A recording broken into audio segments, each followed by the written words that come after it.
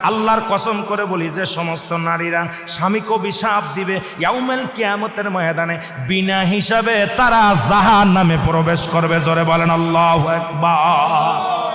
আমার মারা যারা মাইকের আওয়াজ শোনেন, শুনে নেন। যত আপনার নামাজ, আপনার রোজা, আপনার হজ সব কিছু বরবাদ হয়ে যাবে যারা স্বামীকে লানত করবেন, স্বামীকে যারা অভিশাপ করবেন, স্বামীর বিরুদ্ধে অভিযোগ করবেন, স্বামীর প্রশংসা করবেন। আল্লাহর দরবারে আপনি নেকি পাবেন, আল্লাহর দরবারে নফল বন্দেগি পাবেন।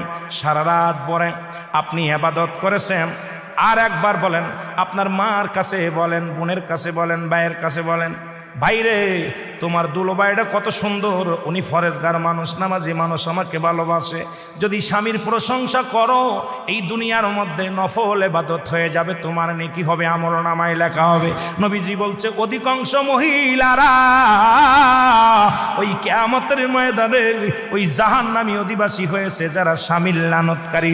জোরে জোরে চিল্লায়া বলা যাবে না আল্লাহু আকবার। আল্লাহর নবী বললেন, আম্মা জান খাদিজা বলে, হুজুর এরপরে কি দেখলেন? বলে, ও আম্মা জান খাদিজা রে, খাদিজা আমি এরপরে জাহান্নামে গেলাম, একদল মেয়েদের দেখি, একদল নারীদের দেখি, আগুনের কাক তাদের মাথার উপরে ঠোকায় ঠোকায়, আগুনের কাক তাদের মাথার উপরে ঠোকায় ঠোকায় মস্তিষ্কগুলো খায়। এক একটা ঠোক মারে, মস্তিষ্কগুলো গলে গলে পড়ে যায়। এক একটা ঠোকা মারে, মস্তিষ্কগুলো গলে গলে পড়ে যায়।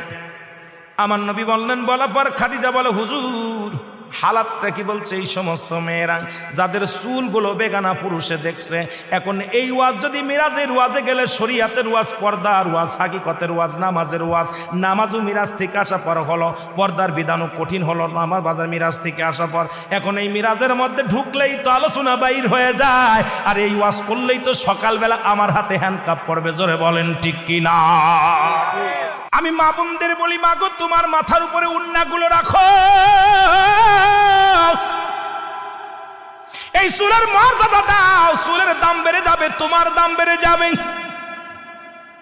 আমার মারে, আমার আম্মা জান ডাকতে বলে, নবী গো তারপরে কি দেখলেন? বলে, হুজুর তারপরে কি দেখলেন? নবীজি বলে, খাদিজা রে এরপরে একটা জাহান্নামের মধ্যে দেখলাম, গায়ের মধ্যে আগুনের সাপগুলো মুড়ায় আছে, আগুনের সাপ।